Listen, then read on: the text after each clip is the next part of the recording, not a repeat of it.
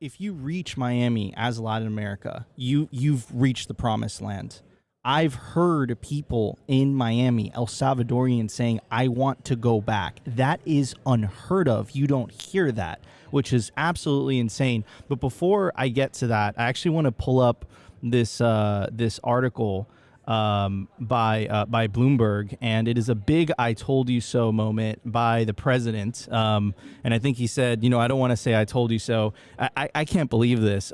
This is not my word. This is Bloomberg. It says El Salvador President Nayib Bukele scared off Wall Street by embracing Bitcoin. 2 years later, the bond rally he's overseeing is proving too lucrative to resist. And if you read the article itself, it's saying that it's the most successful bond in the region. So what are your guys' takes on that?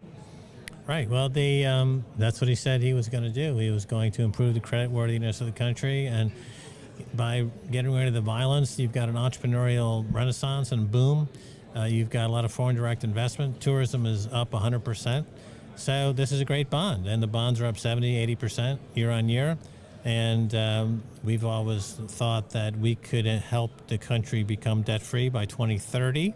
Effectively debt-free by 2030, and to be able to eschew the IMF, which is an important goal, to be able to be free of international bankers, and that's just another whole state of freedom.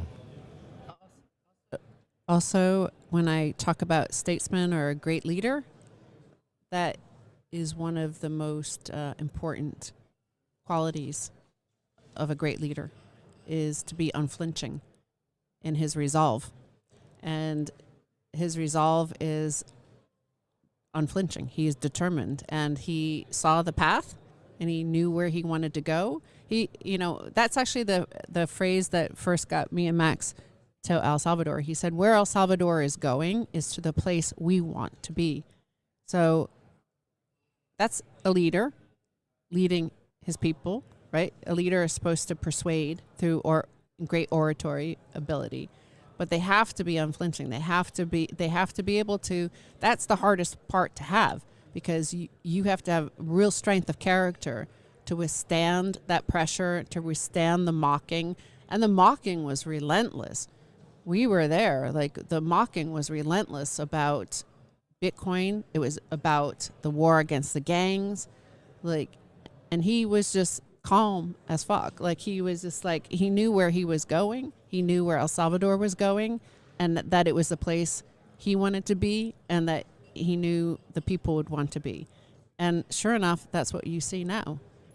Yeah, I love how you said it. He did exactly what he said he was going to do. And you mentioned the response, and Opti and I, we were covering this, the relentless attack by the legacy corporate media.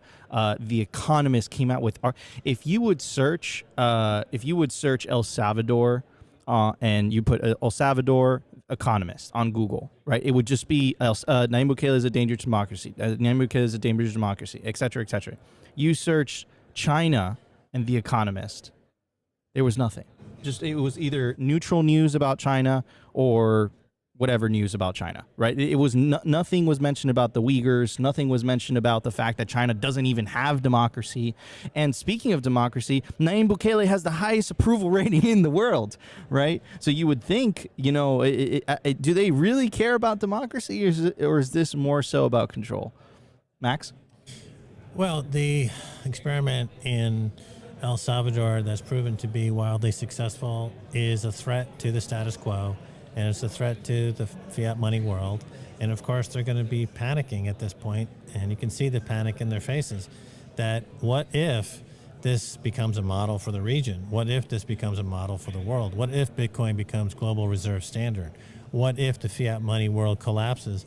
And it means that all of those folks are going to be existentially threatened. And so they're panicking, and they're fighting, and they are really just throwing all the mud that they possibly can to try to stop this juggernaut. But Bitcoin is on a vector that's unstoppable, really. It's perfect money. It comes from a place of need that's deep and resonates deeply in the human psyche. And at this stage, there's no turning back. We as a species are going to make this Bitcoin singularity happen. Absolutely beautiful. And speaking about it spreading, this peaceful revolution spreading, you're already starting to hear this in other countries saying, "Hey, I want to copy this Nayib Bukele model." And then, most importantly, I think the the breaking news is Javier Milei in Argentina, hardcore Austrian economist. And in terms of moving the Overton window, he's saying the quiet part out loud, and he just won the presidential primary by 11 points. And he's saying stuff like inflation is theft. You don't need a central bank. The central bank is the problem. He's a fan of Bitcoin. Is this part of the global rise against the central bankers, Max, that you've been talking about for years now? Definitely. And his 5-minute interview that he gave recently explaining money and Bitcoin and politics was the best I've heard in my 13 years in Bitcoin. And his catchphrase, which I think says it all, is make money private again. In other words, money existed before the state. The state ruined money, and Bitcoin is going to ruin the state and make money private again. And this will be hugely beneficial for all people everywhere.